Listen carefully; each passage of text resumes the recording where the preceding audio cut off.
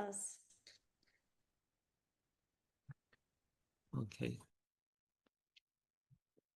أستاذ نبدأ. We are going to start in a few seconds. مساء الخير عليكم جميعا. Good evening, everyone, and we welcome you to the Transitional Justice Ambassadors Forum in a new forum organized by SAM Organization for Rights and Liberties and Abductees Mothers Association and DT Institute from Yemen to Chile. It's a study of the Chilean experience of the transition justice, and we'll try to benefit from it in Yemen. Today, we have a very important moment in Yemen, since we have many questions about transitional justice, reparations, and the collective memory. After a long time of war and division, we need to have more recommendations for the transitional justice so we can get the rights for the victims. Now, we need to benefit from the experiences of these countries, like Chile, that has changed from a dictatorship into a very important model for reconciliation and building the memory. We'll try to understand how Chile has successfully managed to change its situation and how we can benefit from this experience. What are the tools and the measures so we can enhance the peace and we build the peace? Today, we have a number of experienced experts from Yemen and international experts that can address the transition justice so we can have a good approach. Today, we're going to talk about three approaches. With Adel Sheila, he's going to talk about the study about the transition justice and the Chilean experience. As the second one, we are going to have Luciana Garcia. He is going to talk about the transition justice and the collective memory approaches and how to build the memory.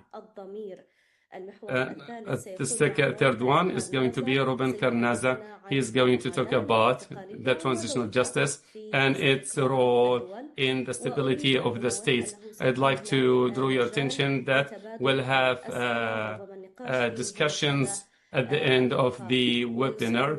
And I'm very happy today to introduce Amit Salam Al-Haj, that she is the head of the Abductees Mothers Association. She's going to deliver a word. Thank you very much. In the beginning, I'd like to say good evening for everyone. We'd like to welcome everyone in his capacity and name to attend such an interactive webinar to build and also to have a deep peace building in Yemen. Then we are going to have a good social cohesion in Yemen, and we are going to understand the tools of the transitional justice and the outcomes if we applied it. We will end the conflict in Yemen, and we are going to build peace in Yemen, because history is very important and we can learn from different approaches practiced by different countries that were subject to war. The Chilean experience is very important. We need to have a constructive learning process and to profit in our Yemen situation. In our Transitional Justice Ambassadors Forum, which is a very important forum, that is a national forum that is independent also at the same time. It contains all the victims and the experts and the policy makers, through which we are trying to pave the way for stability in Yemen that is built on justice and redress. And we have different members in this forum. We have more than 240 members. They are going to work together to raise the awareness of the society and to understand transitional justice in a good way, and to also have a good way to pave the way for transitional justice. I think her voice has disappeared. I'm sorry. Her voice has disappeared. Amit Salam, are you still there? Amit Salam, are you still there? Our brothers and sisters in the committee, I think her internet is very weak. I believe she's not with us. She has a technical problem. Can we start with the first area? Let's start with the video. We have a video, short one. الكل يسمعنا احنا يسمع. Can you hear us, all of you? أعتقد أن أسمعك. اوكي. Yes, I can hear you.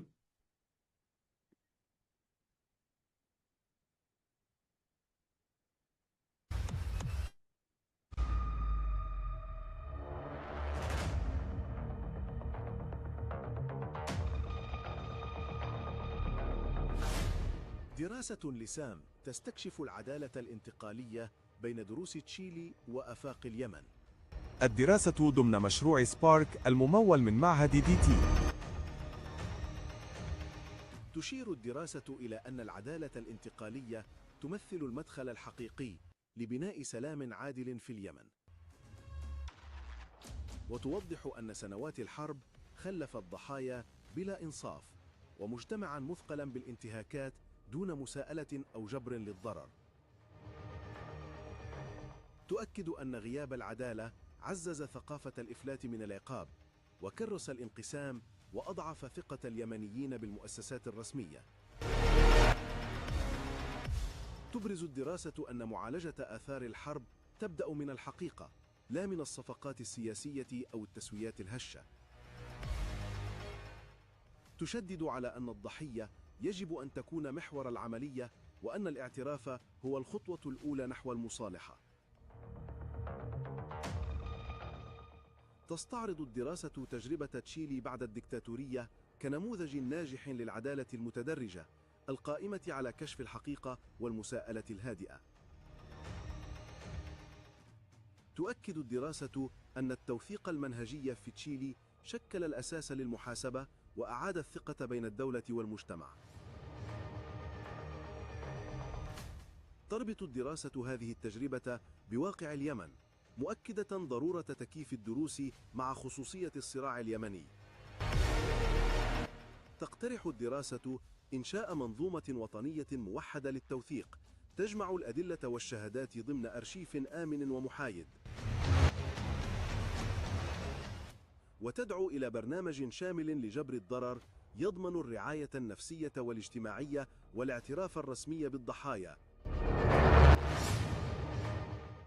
كما تؤكد أهمية مشروع ذاكرة وطنية يوثق الانتهاكات ويحول الألم إلى وعي جماعي يمنع التكرار. تخلص الدراسة إلى أن السلام الحقيقي يبدأ من العدالة، وأن الحقيقة هي الطريق الوحيد إلى المصالحة الدائمة.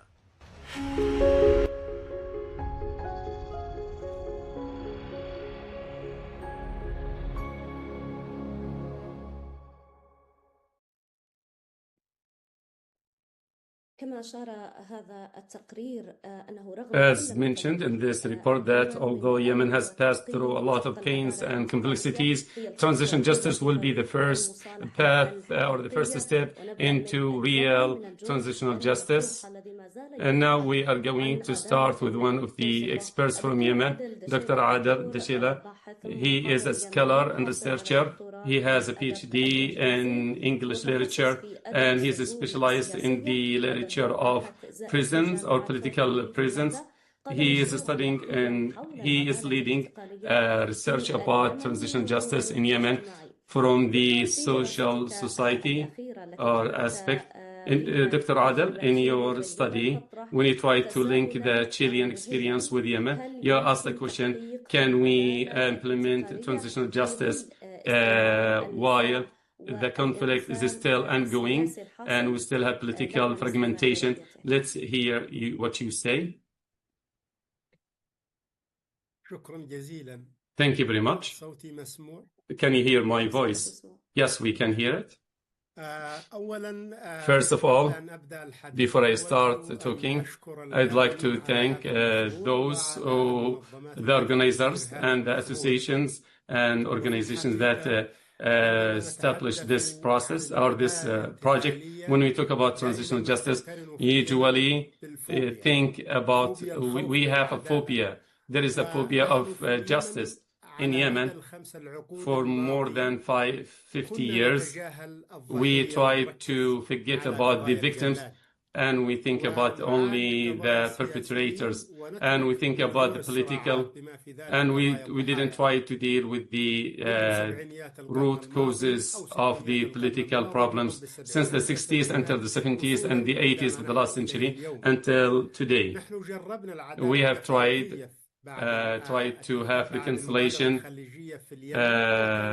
justice in Yemen, but it was to give immunity to the late President Ali Abdullah Saleh and his regime.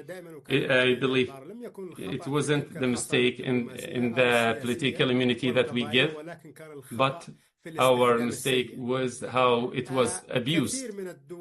Many countries have been through this problem, even in Chile. They started with the transitional justice. In the beginning, they didn't have any trials or tribunals.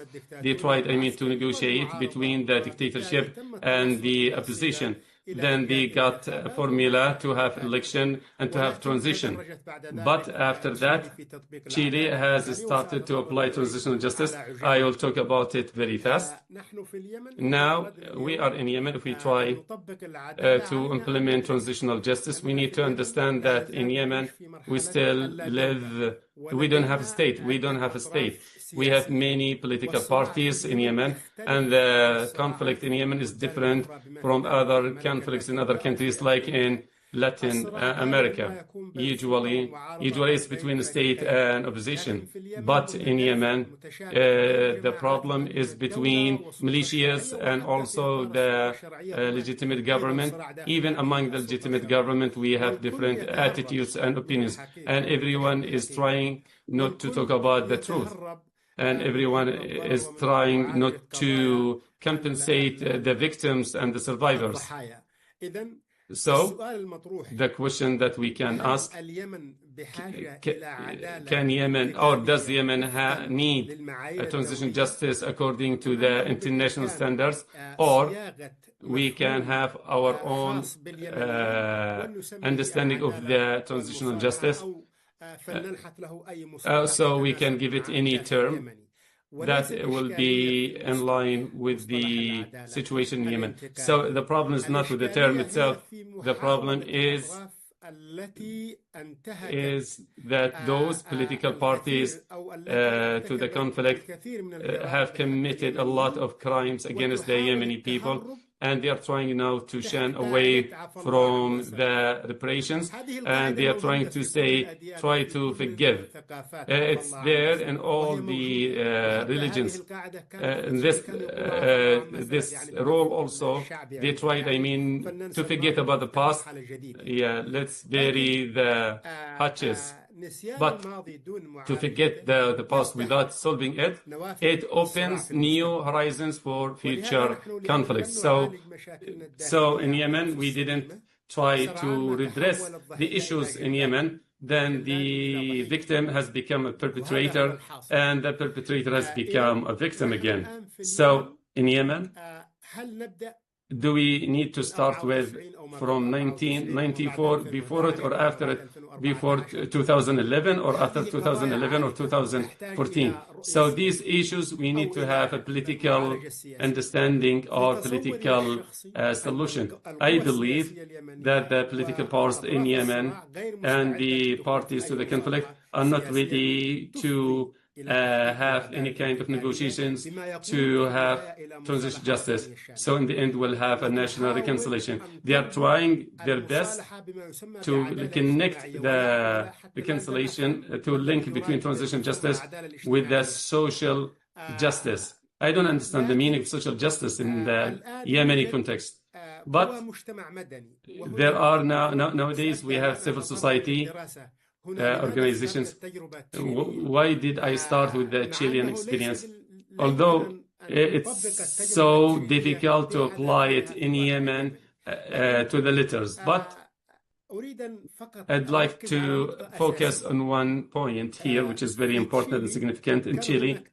And they tried in Chile to work together between the Catholic Church and the political opponents or oppositions and the civil society in Chile. We believe that in Latin America, usually they are they are Catholics, and they respect the church. So the connection and collaboration between the church and civil societies and the other different churches, they try to make a coalition.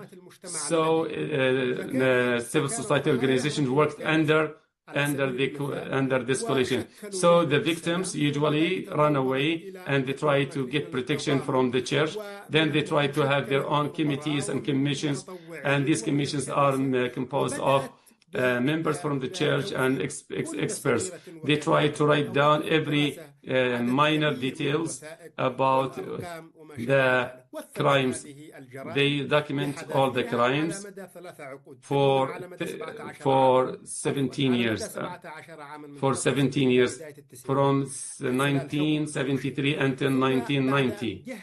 After they have created this archive, this well-documented archive, when they had their reconciliation committee in RITIC, they depend on 70% on the archive. They went back to this archive when they tried to deal with the abuses and the violations.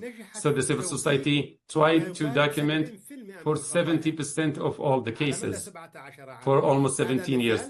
This is an example we can benefit from. We in Yemen, I focus on this point. I'm very also scared because we have civil society organizations, but we don't want these organizations to be biased. We wanted to have neutral and to forget about its ideological and to focus only on the victims and the survivors.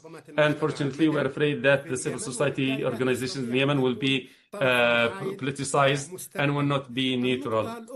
The second one, we still have a gap between the civil society organizations and the masjid. Everyone thinks that cannot add or contribute to this issue. There should be a kind of collaboration between the masjid and also the tribal communities and also civil society organizations. There should be a real partnership between these institutions, regardless of their ideological and political ideology. If they can work together, this civil society work together, and they can document, like, for example, Yemen Observer and other organizations can document, but still, until now, they are numbers. We don't want the victim to be a number only. And the numbers are contradictory in these institutions. We need stories, we need events and places so we can benefit in the future. And also to locate, identify the places of crimes. There are hundreds of memory centers. I visited most of them in the Chilean capital. I went to the stadium. The basement of the stadium, it was a prisoner or detention center. So on its door or its gate, it was, there is no future without a past, something like this. I am trying, to remember from my memory as I understand it. Also, when we did the torture centers, it became or changed into memorial centers. They had roses and names. When you go there and visit these places, you can understand what happened in the past, so the generations will not forget what happened in the past and they're not going to repeat. Chile was successful in making a program for the reparations for the victims. More than 600,000 people benefited from this program so far, according to the official reports. To change these torture centers into memorial centers and the gradual application of transitional justice. Civil society in Chile and the the left powers that led the country there, when they have the left wing controlled or ruled, they made the pressure to create or to implement the transitional justice, and they tried to benefit from the archive built by the civil society organizations. So Chile gradually applied the transitional justice. Then they started to have tribunals in 1998 when the Benishufi was detained in a clinic in London. Then after that, they started to have a kind of tribunals and trials for more than 100 figures from the authority and those who committed human rights violations. More than 800 people were in the court, and also they revealed the truth to the people, and they also tried to make reparations. They are trying to have reparations programs and also to reveal the truth and to stand by the victims.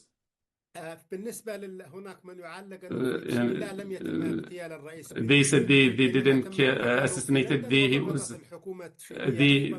He was arrested in London, and they tried to make a pressure because this is a national security issue.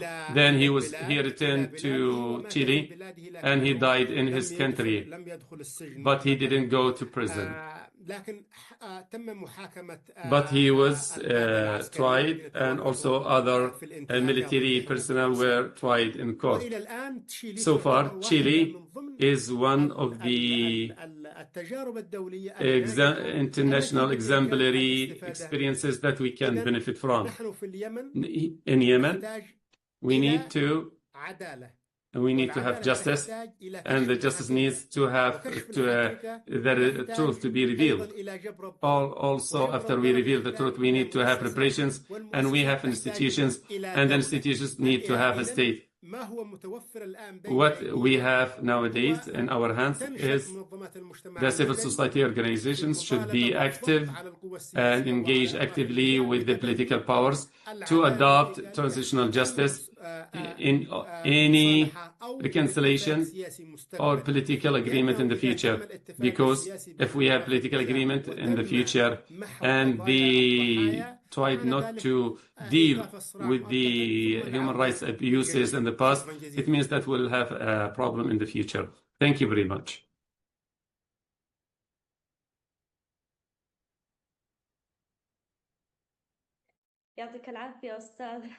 Thank you very much. I was talking and the mic was not on. You talked about civil society and how they can focus on the victims and the survivors, and they need to deal with them as stories, not as numbers. There is a gap between the civil society and the religious institutions, like you said, the masjid, and there is a kind of phobia that these civil society organizations will be politicized and will not be biased. And so we cannot have good outcomes. So we need also to understand the reparations and how Yemen needs to have justice, and also to reveal the truth, and also to have reparations and to have state institutions. Dr. Adel, why do you think the victims should be at the center? How this will help us to have a political settlement, which is going to be short term? When we talk about the victims' cases, we have, for example, Tahama case. Nobody focuses on it. Have you heard about it in the past? It was talked about in the National Conference dialogue, when they also talked about those people who were dismissed from their jobs. These are victims. We still also have victims from the 80s. Also, There are violations that took place, and we know the perpetrators all. When they sit at the negotiation table, we know that we have regional powers in the Yemeni conflict. It will, I'm sorry, it will make one party to win at the expenses of the victims. It was in 1973 until 2011 until today. So the political powers in Yemen, when they come to the negotiation table, they have, it's usually forced to go because of the regional powers, or they cannot continue fight. So that's why they come to the negotiation table and they sign the political agreement. So they are going to reshuffle their papers, and they are going to create a new conflict. If we can understand and solve the problem of the victim in the future, it will not be a perpetrator in the future. Today, you opened a new corner for us to understand, think about transitional justice and what it means to the people before the state. Justice is not in the laws, but in the collective awareness of the people. We need also to understand. Thank you very much, Dr. Adel, for your presentation, that you focus on the victims. If your study today has led for us some light, so we have now the second partner. Our speaker is going in Chile. The pain in Chile has become now a new horizon for us to understand. Now we'll go to Chile, to a house that was the house of pain, and today it's a memory house. He's the head of the memorial house in Chile, and he's an experience in the memorial and experiences, and he is also a human rights expert. He's going to talk to us about the Chile experience and also the symbolic centers that change from torture centers into how did you change how can you benefit from the memorial, and how can we benefit if Yemen wants to apply the same.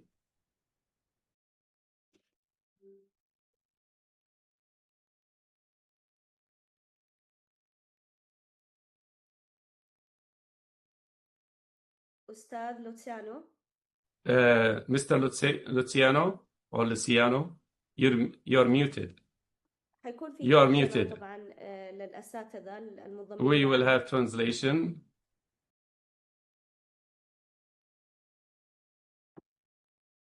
أستاذ توفيق معنا أنت؟ Mr. Tawfiq, are you with us? It is my turn now? Yes, it is. Okay. It is an honor to me to be here in this webinar, invited to present a synthetic overview of the Chilean experience in transitional justice and of the José Domingo Caño's House of Memory, a site of conscience that preserves the truth, promotion, reparation, and works for guarantees of non-repetition. The Chilean experience provides practical lessons on public investigations, judicial processes, reparation measures, and collective memory strategies that can be valuable for scholars and civil society organizations in Yemen. We hope that this analysis will facilitate the exchange of experiences, the construction of transitional networks, and the design of local policies with cultural and gender sensitivity. The presentation is structured under the dimensions of transitional justice given by the United Nations High Commissioners of Human Rights and ends with a brief presentation of our City of Memory. A widely cited definition of transitional justice, found in several publications by the United Nations and the Office of the High Commissioner of Human Rights, describes it as the full range of processes and mechanisms associated with a society's attempt to come to terms with a legacy of large-scale past violations and abuses. in order to ensure accountability, deliver justice, and achieve reconciliation. This process has been articulated around 5 fundamental pillars: truth, justice, reparation, guarantees of non-recurrence, and memory. Each of them represents a depth, a struggle, and a hope. This is the definition of truth for transitional processes according to the Office of the High Commissioner for Human Rights. The focus is on the fact that the right to truth is inalienable. The victims, their families, and society have the right to know what happened, who ordered it, how the machinery of state terrorism operated in order to prevent the recurrence of such acts. In Chile, in the months following the change of command between the dictator Pinochet and the newly elected president, the first Truth Commission was convened to investigate only cases of forced disappearance and executions for political reasons. These commissions were initiated after the annihilation of groups that resisted the dictatorship with arms and the ideological defeat of socialist ideas after the fall of the wall in Berlin, Germany in 1989 and the fall of the Soviet Union in 1980. The information collected by this commission is available to the prosecutor's office and available to cases of human rights violations. 14 years later, after Pinochet's arrest and an unsuccessful dialogue table, 2 new truth commissions are convened in 2004 and 2010 to investigate cases of political imprisonment, torture, as well as cases of forced disappearance and political executions. The information collected by these latter commissions remains secret for 50 years, despite the claims of survivors, relatives, and organizations. More recently, in 2022, a search plan for forced disappearances was established. To date, it has been able to systemize the number of victims of forced disappearance, partially establish the trajectories of their kidnapping, but has not yet been able to find new remains. These truth commissions do not cover cases of political exile, massive raids, relegation, sales of state companies, or corruption. In the case of Chile, the truth commissions have been important steps, but the 50-year secrecy about their archives still persists. The National Search Plan initiated in 2022 represents progress, but it also shows the state's delay in assuming its responsibility. This is the definition of justice for transitional processes according to the Office of the High Commissioner for Human Rights, where the focus is on the right of victims to access to justice and the responsibility to ensure that perpetrators of crimes are investigated, tried, and duly punished. This graph shows the main international legal milestones that have influenced the construction of transitional justice and human rights framework in Chile. The chronology highlights how the country has been progressively linked to international standards. This timeline also gives us an account of the legal instruments available at the moment of the crimes carried out during the dictatorship. We're talking about the International Military Tribunal of Nuremberg in 1945-1946, the Universal Declaration of Human Rights, the Convention Against Genocide, the Convention Against Rules to Limit Barbarism in Armed Conflicts, the Convention in Civil and Political Rights of 1966. Another attention is given to the arrest in 1998 of Pinochet in the city of London, with the application of universal justice in the case of crimes against humanity and genocide. But what do we mean when we talk about crimes against humanity? We are talking about humanity injured, humanity damaged. They are widespread or systematic attacks against the civilian population, and these attacks respond to a policy of the state and or its agents under the direction of a responsible command who exercise such control over the territory that has followed them to carry out military operations, and that they hold a de facto power that favors impunity for their acts. Given their gravity, these crimes are non-amnestiable and are imprescriptible. Therefore, states have the obligations to persecute the perpetrators with the application of universal justice, either in their own states, if they enter their jurisdiction regardless of their nationality, or under the international criminal courts when states cannot or do not want to persecute them. In the case of Chile, the application of justice has gone through various stages during the dictatorial period. Total impunity, all cases are passed to military courts. Over the next decade, most cases were subject to the 1978 amnesty law, with very few exceptions. Only after the conviction of Chile by the Inter-American Court of Human Rights did there be progress in the convictions of perpetrators, but with strict prescription measures. This year, Chile has again was condemned by the Inter-American Court of Human Rights in this matter, and its implications remain to be seen. Here, we can also see how civil society supported the documentation and representation of cases from the moment that have occurred to the present. In the case of Chile, justice has been elusive. The amnesty decree law of 1978 is still in force. Most perpetrators do not serve effective sentences. Civil society has been the driving force behind the lawsuits, while the state has defended those responsible, even financing their defense. An example of the statute of limitations is the Parral episode. A person was convicted by the Supreme Court as the perpetrator of the aggravated kidnapping, enforced disappearance, of 27 people, including a child, to a sentence of 5 years after reducing it as a result of the application of gradual prescription measures. We are talking about 27 people who were disappeared and only 5-year sentence. It is said that justice that takes time is not justice, and this graph shows how the delay in the application of justice in Chile has been.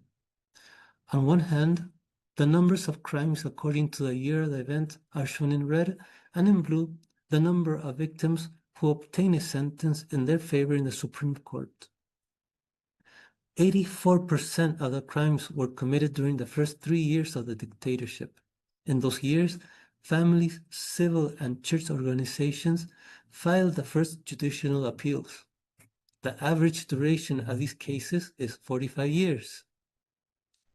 Justice delayed is justice denied. This is the definition of the guarantees of reparation in transitional processes according to the Office of the High Commissioner for Human Rights, where the focus is on victims, their families and communities, providing restitution, compensation, rehabilitation, and satisfaction. The idea is to heal the wound in the most comprehensive way possible.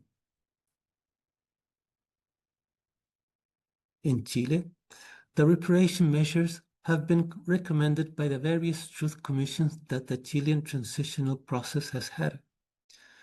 Their implementation has been fragmented, insufficient, and exclusive, and pushed by the mobilizations of former political prisoners and civil organizations. The Retic, Valech, and political exonerary pensions do not cover all forms of damage. The restitution of property has been partial and without a public catastrophe. The dates of commemorations have no national relevance. We insist that reparation must be comprehensive.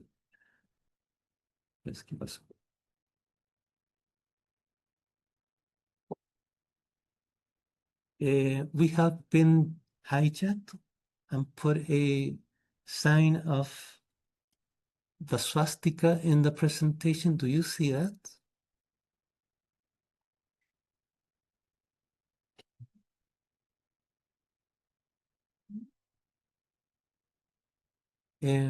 Adil, please help here. Hala? Yeah, I see it. تفضل يا أستاذ. I خلص think you should check the participants list.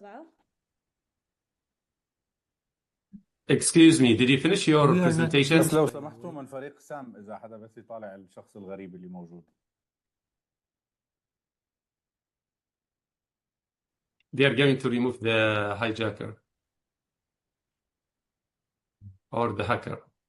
I will not share the stop share, and I will share again the presentation.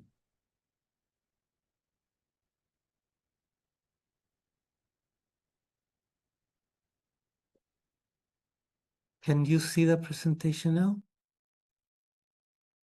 نعم نعم.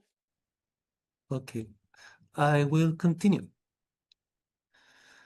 We insist that reparation must be comprehensive, restitution, compensation, rehabilitation, and satisfaction. But it must also be symbolic, such as public recognition and a commitment to non-recurrence. This is the definition of guarantees of non-recurrence of transitional processes according to the Office of the High Commissioner for Human Rights, where the focus is on the prevention of future human rights violation and the strengthening of the rule of law through institutional reforms, social interventions, and cultural reforms.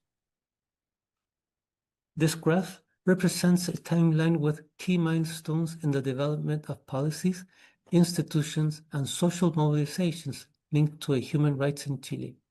It covers 3 decades of legislative, institutional, and social advances.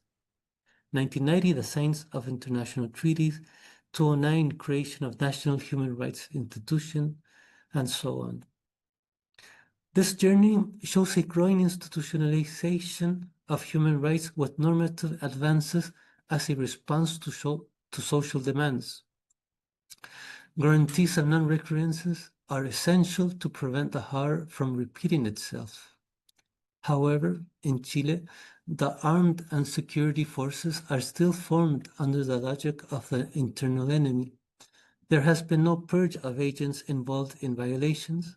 Human rights training is scarce in the formal education. Institutional, social, and cultural reforms are urgent and must be sustained over time. This graph shows the timeline of institutional reforms around this pillar and highlights 2 moments, in 2011 and in 2019, when there were vast protest movements due to conditions of social inequality, and the state response, in both cases, very similar. Thousands of people arrested, hundreds of victims with eye mutilations, more than 10,000 complaints of institutional violence, including torture and sexual violence.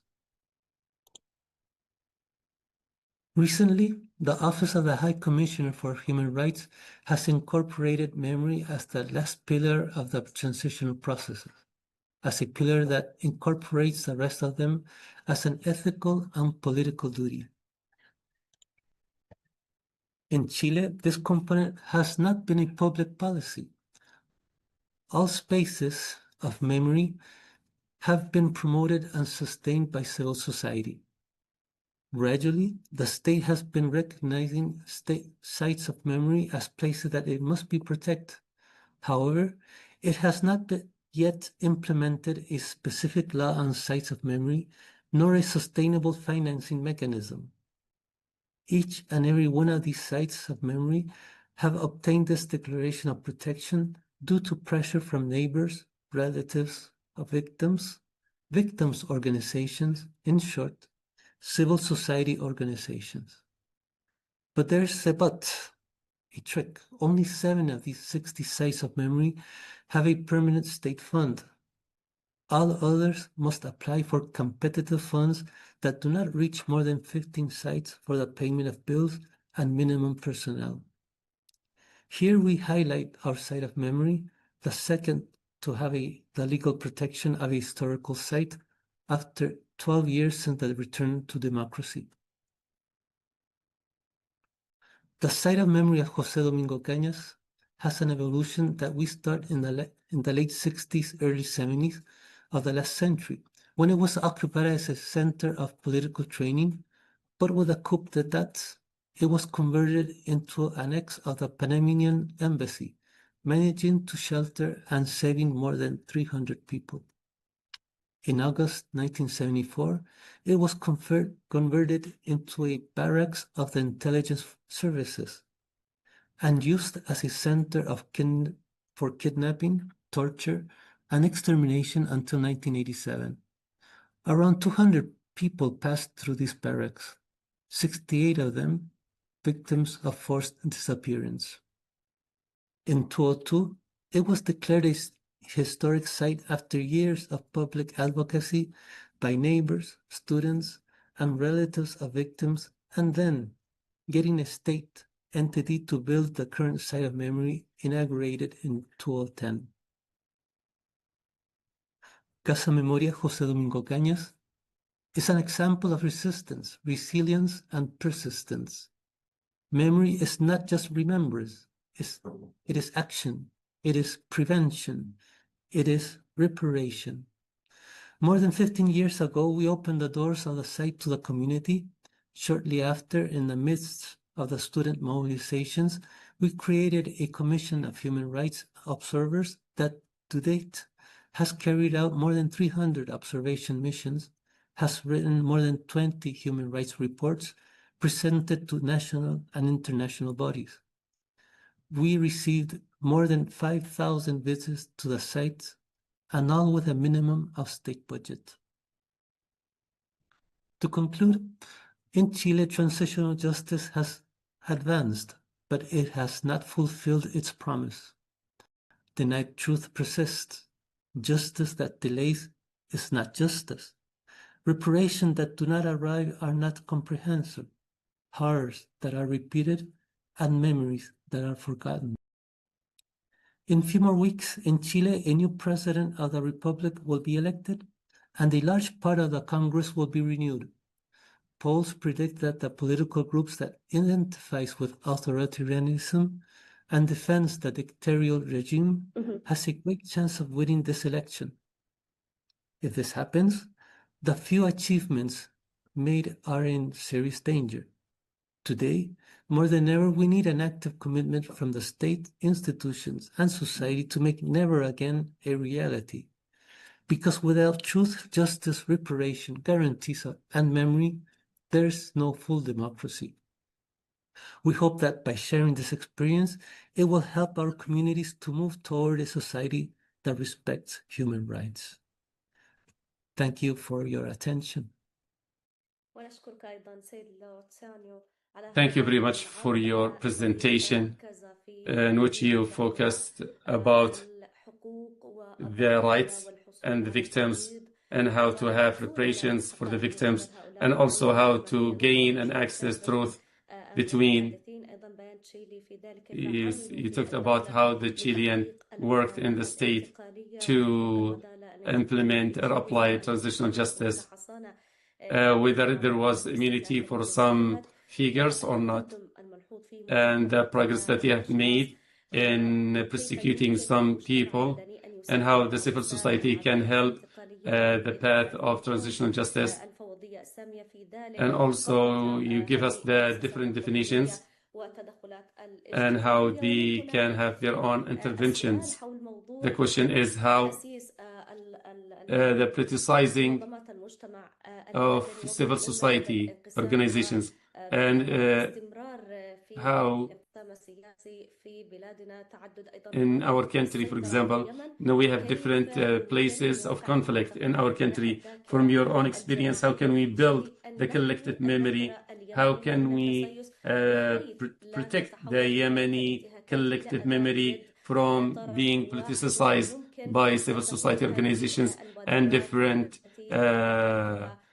parties to the conflict, how we can have initiatives, cultural initiatives also, to work together instead of the state institutions.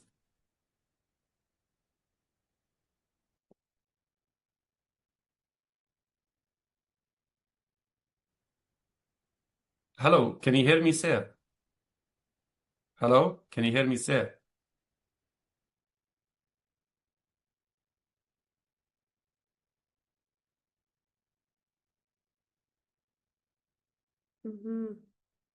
ننتقل للمحور الثالث. طيب بعدين في نهاية شو اللي بعده؟ Okay. من ضمن هذا السؤال إن شاء الله. Okay, now we'll go to the third keynote speaker. Thank you very much for Dr. Luciano. Yemen is like Chile. We need to have a memory to build it from the truth as commissions. How can we build this memory? How it can become policies and reform institutions. Now Mr. Ruben is going to talk about it. He is an expert in the ICTJ in New York, and also he is the head of the operation program. In this, he is going to talk about the transition justice for the stability of the countries, how it can be implemented in Yemen. Mr. Ruben, we'd like to welcome you in this forum. How can Yemen benefit from the transitional justice? And while we have a lot of different political parties and different parties to the conflict, what is the most important or the primary step that can be adopted by Yemeni organizations to implement transitional justice in the future? Shukran. Thank you. Thank you very much. Let me stop my translation. We're going to be speaking with Yemeni colleagues working on transitional justice, and thank you for having me. Earlier, my colleague in ICTJ, Noor El-Bejani, who heads our work in Yemen, was around, but she had to leave for another meeting. But she will be happy, of course, to share this discussion once it's recorded and available for sharing.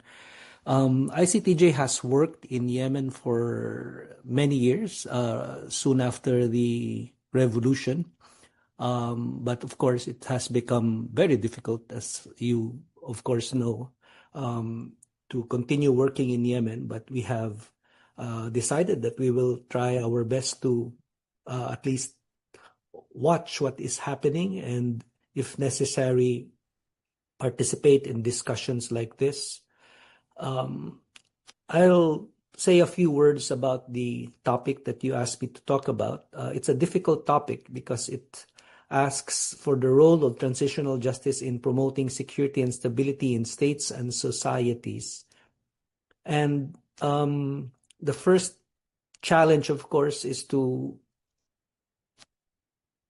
ask whether it is transitional justice that helps promote security and stability, or is it security and stability that promotes transitional justice? That's an important question because it challenges all of us to think about the limits of transitional justice as well as its potential. One way to answer my own question is to point out that transitions, not necessarily transitional justice, but transitions, can happen when a society is unstable and when the security of the state is challenged. This is important because we often think of instability as a problem. We often think of insecurity as a difficulty, but we also know that when there is political instability, when the state is facing security challenges, there is a potential for change. There is a potential for transitions to happen. That does not mean that transitional justice will then follow from the transition.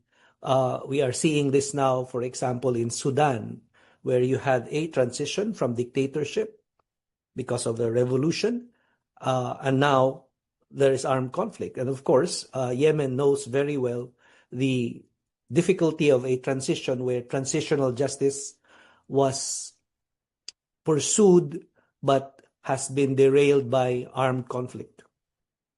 In the photo in this slide, you can see also one important phenomenon that for those of us working in transitional justice is important to take into account. There are protests that have been happening across the world, and what is an important feature of these protests is that they are being led by a new generation of activists. Activists much younger than us, activists who sometimes have the same grievances, for example, that were aired during the Arab Spring. But for many of them, I think some of the grievances are new, are different, might even be strange to us who are older than them. So we have seen this happen recently in Madagascar. We have seen this happen in Morocco. And I think one of your Yemeni colleagues was criticized by Moroccans for pointing out the Gen Z revolution that was happening in Morocco. You've seen what happened in Nepal, where the parliament was burnt down by young protesters. ICTJ worked in Nepal for many years. I worked in Nepal for many years. And it asks the question, is transitional justice relevant to these situations? In Nepal, after the armed conflict between 1996 to 2006, a truth commission was created. A commission on enforced disappearances was created. An interim reparations program was established. And yet, you have these protests. You have protests that have escalated so much that they overthrew a government. So it's important to ask the question whether transitional justice is relevant in the kind of uprisings that we're now seeing. It's also important for us to ask, when you want to talk about the role of transitional justice in stability and security, to look at your own experience. What happened after the Arab Spring revolutions in the region? Did it lead to stability? Did it lead to security? Or did it lead to something else? It's tempting to say that in some of the countries where transitional justice was attempted in the region, that the attempts at transitional justice did not succeed. But I think it is more complicated than that. Transitional justice only gives an opportunity for accountability, an opportunity for truth-seeking, an opportunity for reparations. But it does not necessarily and by itself promote security, promote stability. The period of the transition is one of the most unstable and is one of the most insecure periods in a country's history. And I think the challenges of timing and sequencing transitional justice processes so that you don't push too hard and too far, but you don't also act too slow. And as Luciano pointed out, you delay justice, you delay accountability, and in the end, weaken society, allow it to be unstable, allow it to be insecure. The other relevant question to ask is whether international human rights law and humanitarian law are still relevant today. And I forgot to add the last part of that bullet point on this slide about genocide. When genocide is happening, what does that say about the success or failure of transitional justice, not just in the country where it's happening, not just in Gaza, not just in Palestine, but in countries where transitional justice was supposed to have inaugurated a new society, a new state. So it's important to ask whether transitional justice itself needs to change, whether it needs to adapt to conditions where human rights law and international humanitarian law have been weakened by states that don't respect them, have been rendered irrelevant by countries that commit genocide or enable genocide to happen. And here is an important quote that I think is worth remembering.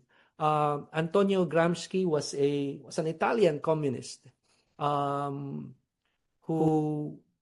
helped establish the Italian Communist Party in between World War I and World War II, was imprisoned and died in prison. And this is one of the more important quotes from him. The old world is dying, and the new struggles to be born. And so now is the time of monsters. And he says this because when he said this, World War I had just ended.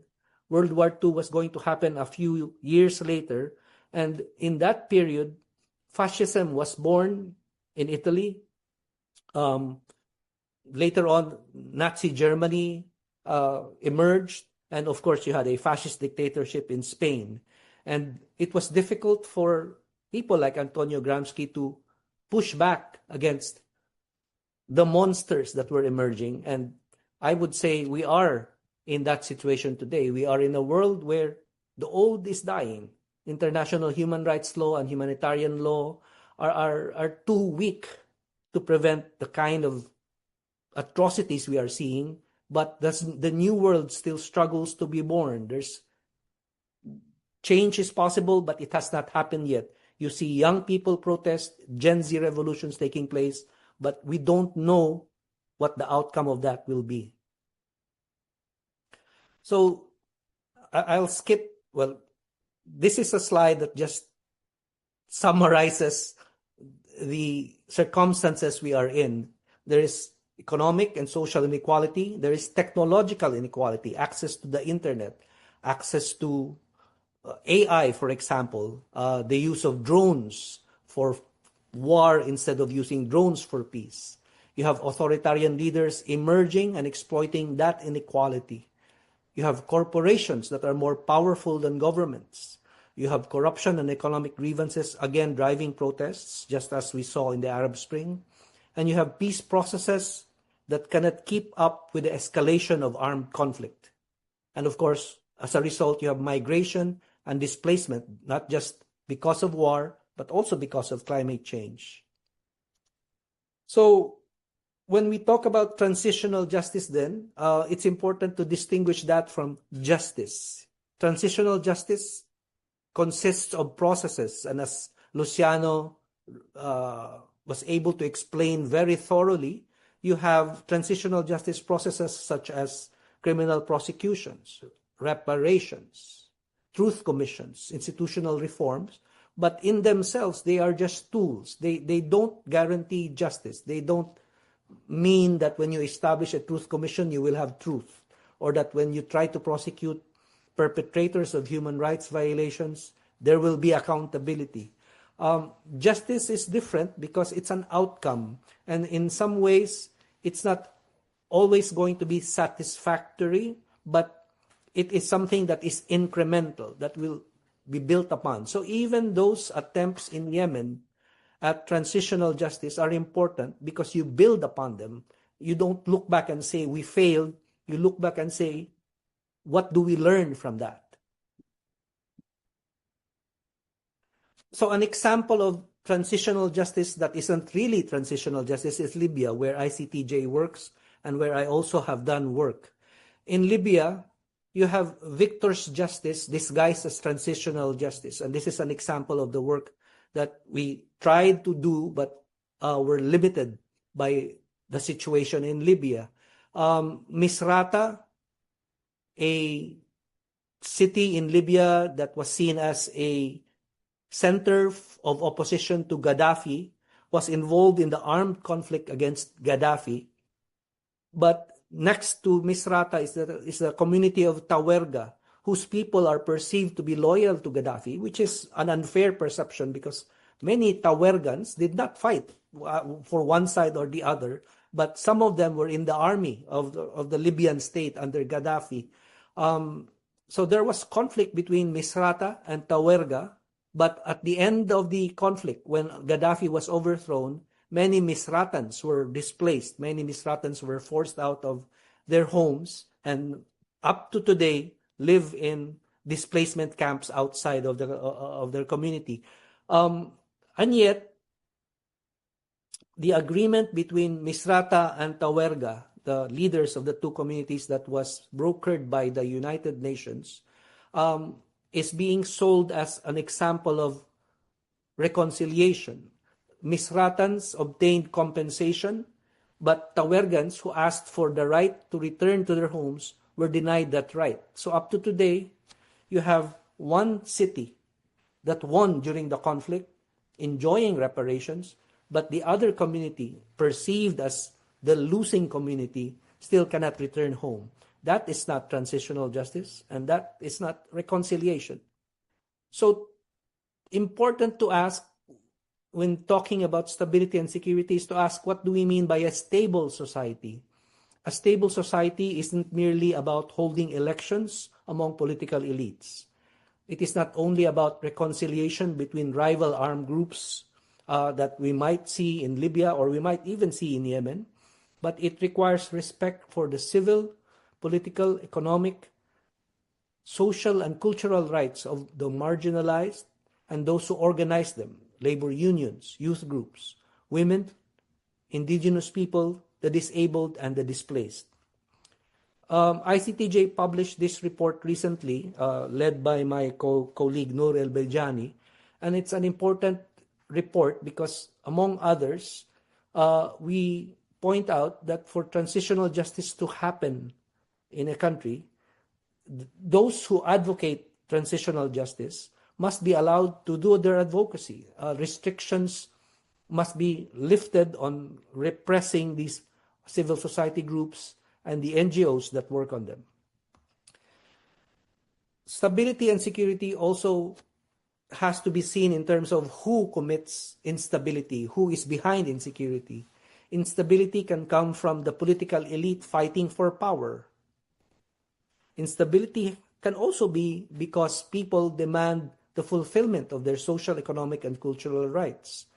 Some transitional justice approaches have sought stability by resolving elite conflict. An example of this is Tunisia, where right after the revolution, during the transitional period, there were political assassinations of secular and left-wing leaders by alleged Islamist assassins. And this created tension between the political parties. Of course, also their supporters. In Tunisia, the heads of the labor union, the head of the business association, the head of the human rights group, and the head of the lawyers association worked together to try to resolve this conflict. They won a Nobel Prize for that, but until that was, this was still an elite process, and so not necessarily leading to transitional justice. I'll finish so that you can ask questions, and I'll skip some slides. I'll wind up. Transitional justice can help stabilize societies by promoting political pluralism and examining economic roots of conflict. So truth-seeking must always examine colonial history and its implications in the present. Prosecution must not be privileged over other forms of transitional justice. Reparations and the needs of victims should be prioritized. Grievances over land and natural resources are transitional justice issues, and they require immediate attention and long-term investment.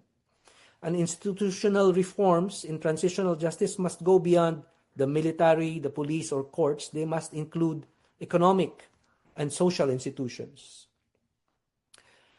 It's also important to build a stable and secure society by confronting the past and even revolutionizing transitional justice. And you can see that protests in Yemen included Tawakkol Karman's photo alongside Che Guevara, and perhaps it's a reminder of how radical the protests were and the potential for a revolutionary transitional justice that you had in Yemen. So I'll close with this quotation from Tawakkol Karman. I want a future where my children feel safe and appreciated and proud to be who they are. My heart is one with all the Arab Spring heroes, no matter how small they think their role is. We are working for a world where we can live with others in a dignified way. And that's, I think, the Arabic version. I asked Noor to translate that. I'm not sure if this was correct. Thank you very much. Thank you very much for your presentation. You talked about the role of the transitional justice and stability and security, which is also a chance to enhance stability. And also you talked about the prestige, the demonstrations, and also the genocide that happened in many countries. Also about and also how they can access the internet and the artificial intelligence. And nowadays, you said also that corporations are bigger than some states, and how we can also advocate for social justice, and also to see and to focus on the perpetrators. There should be also institutional reforms, and there should be also economic. We have this question, Mr. Rubin, about the golden standard for reparation program in Yemen. How can we balance between the lack of resources to fund such programs? How can we make the reparation program a very effective tool? It's not only that we give money to some victims or survivors. I believe if we can give some small money, then we can also give moral, then we can also develop such programs so it can also be comprehensive to other regions. Right. And I think there's a short answer to your question. Reparations cannot happen without resources and funding for reparations.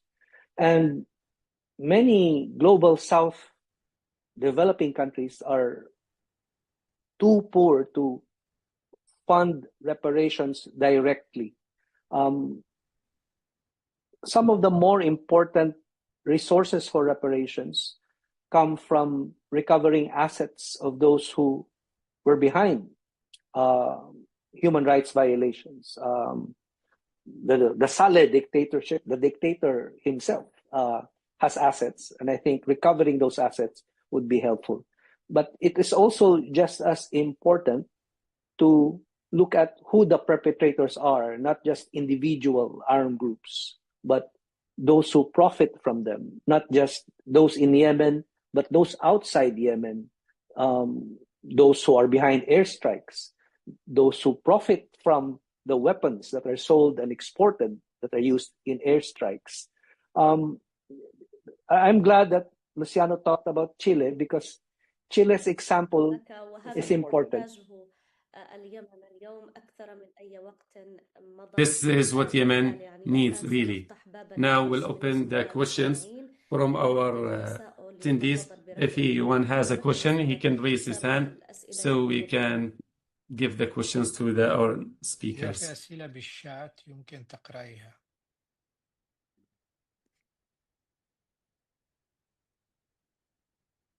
There are questions in the chat, you can read them.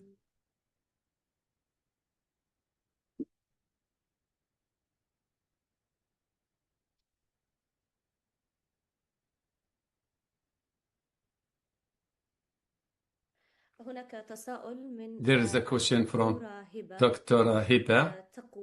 She said, the question is for Luciano. Mr. Luciano, this question, civil society organizations are politicized, but not all of them. We are talking about transitional justice. We should talk objectively. We started with the National Dialogue Conference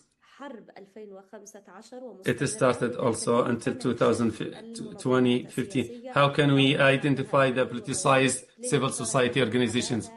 And how can they participate in the transitional justice? I think the question is for Dr. Luciano. I Dr. do not Luciano? understand the question. I'll repeat the question for you. She is okay. She is talking about civil society organizations in Yemen. Can you hear me? Can you hear me? Luciano, do you hear Can you us? hear me? Can you hear the No. interpreter? I do not understand what you are أوكي، إذا saying. سننقل بالتصال الأستاذ الدكتور عادل دشيلة. هل Now ممكن we'll ask أن Dr. تشرح Adel لنا Chela هذا if he can answer this question.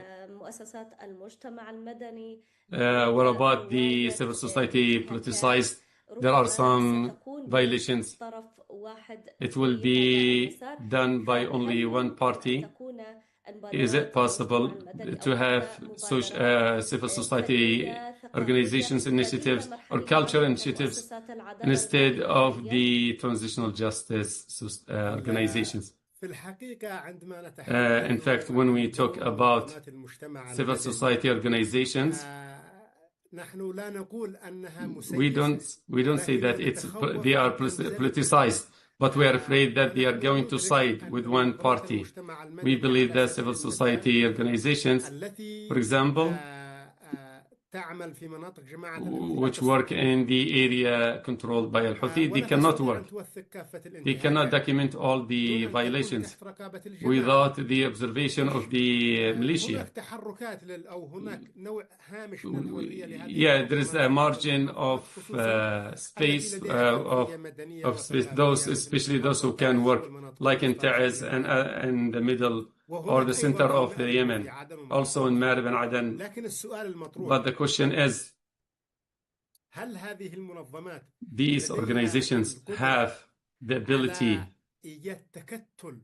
to create coalition, what happened in Chile, so they can have a vision how document the violations as much as possible, especially in the areas controlled by the Houthi or by the Yemeni legitimate government. If they can have alliances and they focus on the victims' stories, regardless of the victim's nature. A victim is a victim. In this case, they can become successful. They can have also database. We can depend on it on the future when we have transitional justice in Yemen after the conflict. The second point, the civil society organizations should have a vision how to deal with the political parties, because those who are residing those social society organizations are members in some political parties. So unfortunately, they should have a clear vision how to deal with their political parties as much as possible. So there should be a kind of credibility, a kind of impartiality to stand by the truth. In this case, we can, and they work with the social institutions like the masjid and the tribes. I remember one of the ladies, I forgot her name, Ubaida or something. She was there and she tried to intimidate between the people. Those civil society organizations, whether they are women's civil society organizations, with the society itself, with the religious institutions like the masjid, they can have their own alliance coalition. They can cover for the victims in the future, so they can make pressure on the political or the conflict parties.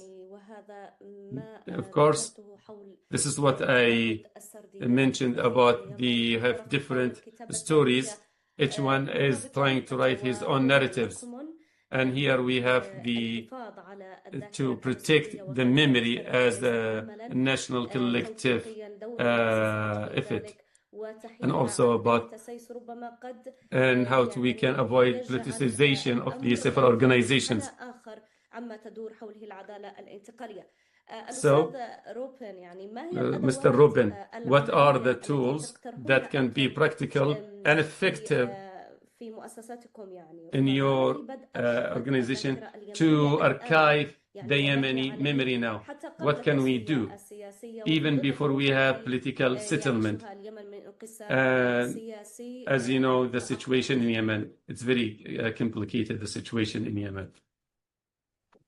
Well, I can give you two examples of okay. work we did that might be helpful for Yemen. Right now, we are working with Libyan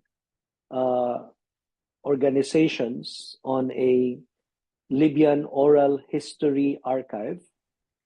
So these are interviews being done by Libyans of those who lived through different periods of Libyan history, including the colonial period. Some people are still alive. The Gaddafi period, those who were detained in Gaddafi's prisons, and even now during the armed conflict. They have put together an archive of audio, mostly oral history, and we are preserving that and then helping them organize an unofficial truth-seeking and truth-telling project. So unofficial because it is not part of the state of Libya's transitional justice effort. The other example is Afghanistan, where we used to work. There is a virtual museum of victims of Afghanistan's various wars since, not just during the Taliban period, but during the NATO invasion of Afghanistan and even before that. It's a virtual museum, but you can get case studies of different families affected by the conflict, as well as some of the cases that have been filed by those families in other countries. These are all digital, and I think it's important to convince donors who fund civil society groups in Yemen to fund these projects, because these are not just memory projects.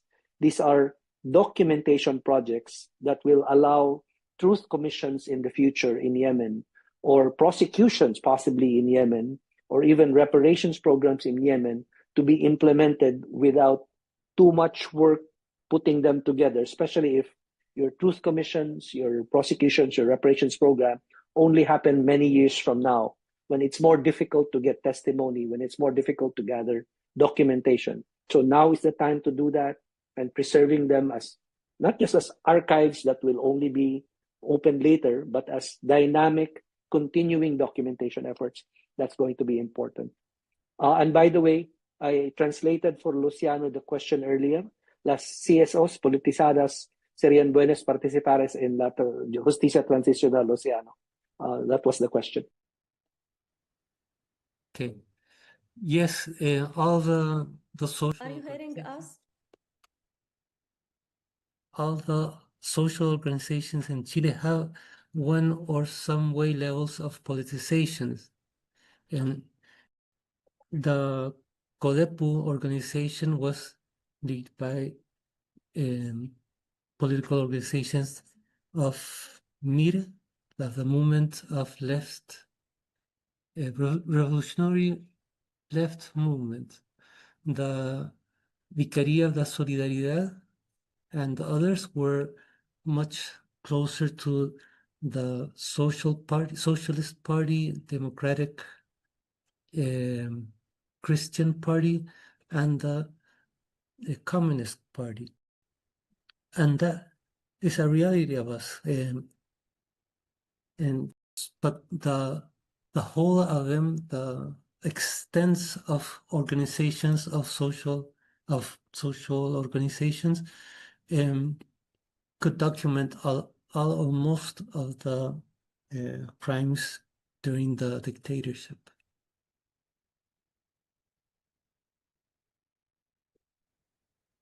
I don't know if I answered the question.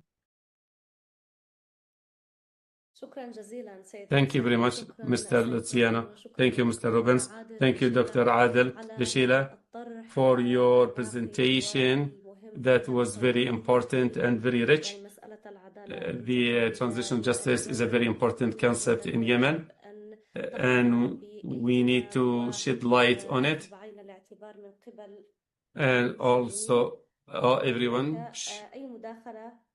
if there is any comment or question.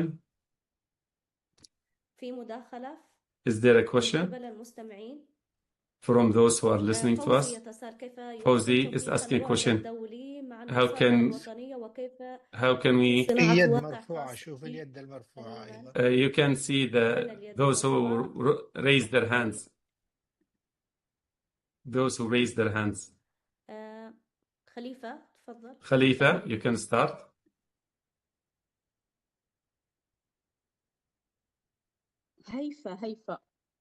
Haifa. My name is Haifa. Of course, I'd like to thank all those who are present with us. First of all, when we talk about Yemen, when we talk about transition justice, is very important at this time, because for the future, now in Yemen, it's not stable. We don't have economy and we don't have any kind of stability. So when we talk about reparations and the other tools of reparations, it's very early. This is what I believe. When we talk about our situation, like for example, we have those Israeli fight jetters striking some places in Yemen. Do you think that those people who are subject to these strikes will be part of the victims? They lost their houses. Are they going to be part of the transitional justice? Are they going to be compensated? I respect the Chilean experience. The Chilean experience, it wasn't that successful. The tribunals were not real. They were only formal. Many of the perpetrators were not brought to court. And this is what happened also in Yemen. In the process of peace, a lot of people will try, to overlook some issues. How we can have transitional justice while we have all of these challenges. Mr. Adel, you can start. First of all, thank you very much for transition justice. Is a partial process. We cannot apply transitional justice as it is to the letter in any country. If you see or study the international experiences, there wasn't any kind of reparations like in South Africa, Rwanda. The people were slaughtered. The country didn't provide them reparations or financial compensation, so they had their own non-official courts. The Chilean experience is successful at the international stage. We can benefit from it. There is a movement, a civil movement that was very large that compelled the countries after the dictatorship regime collapsed to adopt reparations. Also, I mentioned that more than 600,000 people benefit from the reparation programs, health, psychologically and morally and financially. Many of the detention centers were transformed into memory centers. When you go to Chile and you see, and everywhere, this landmark is a national memory. This is a successful story or a success story. Yes, of course, it didn't succeed fully, but they made a lot of progress in Yemen. Now, we don't have institutions or judicial institutions that can demand the countries, the regional countries that were involved in the Yemeni conflict. And this is why I'm afraid that the regional powers that were perpetrating crimes against Yemenis they will press the political parties and they will not be liable. When we talk about these regional powers, even including the Israeli air-jet strikes, there can be a kind of Yemeni lawyers to be appointed and to give them all the cases, and they can have international litigation. We have international organizations and we have international tribunals. If we have a very good, well-documented cases, we can also lodge such files. If we cannot do it in our country, we can do it outside. There will be a kind of reparations for the victims. When we talk about it's early to talk about reparations.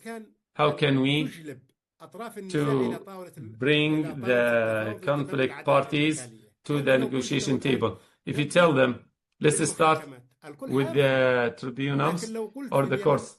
But if you say, who has any grievances, everyone will come and will say, I have a grievance, and so reparation can be part to establish and implement the transitional justice. You can accept all the parties. It's not possible to give money to all. We have our cultural backgrounds and we can use it. How can we have our own version of transitional justice? We can depend on our legacies of traditions, and we have a number of lawyers and judges, and those people, human rights advocates, they can create a mechanism how to establish transitional justice in Yemen from a Yemeni perspective. We can change it. We can call it reconciliation. I know that people are afraid, are scared of the transitional justice. We can call it justice or reconciliation. We can benefit from our legacy of traditions and culture. We can create our own mechanisms to apply the transition justice. Transition justice needs 30 years. It can't happen overnight. Of course, doctor. This is what brings us back to the nature of the transitional justice. Reparation should be a path for the trust. It should not be a financial transaction.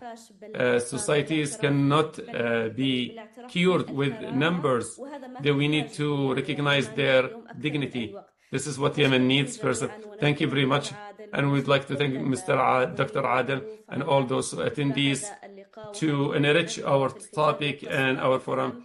The most important question that we leave you with, how we can convert the others' experience into our own experience, how we can have our own memory. Maybe transition justice is not a luxury thing for us, but it should include all the victims. Thank you very much for being with us. Thank you very much for those organizing parties, and also thank you for those who are with us. You are the transitional justice ambassadors.